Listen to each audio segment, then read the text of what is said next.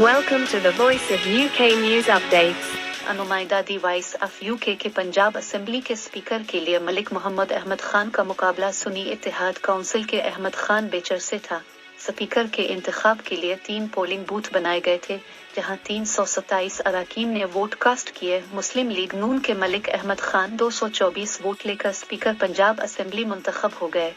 उनकी जीत पर नून लीग के अरकान ने शेर शेर और मरियम मरियम के नारे लगाए। मलिक मोहम्मद अहमद खान ने स्पीकर पंजाब असेंबली बनने के बाद अपने ओहदे का हल्फ लिया और सफ्तान खान ने उनसे ओहदे का हल्फ लिया। स्पीकर मलिक मोहम्मद अहमद खान अपने ओहदे का हल्फ उठाने के बाद ऐवान की बाकी कार्रवाई जारी रखेंगे और अभी डिप्टी स्पीकर का इंतखाब कराएंगे।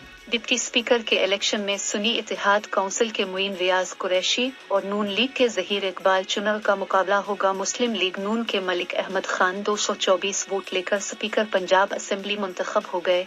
मरियम नवाज ने सीट से अलिफाटे कर मलिक अहमद खान को मुबारकबाद दी।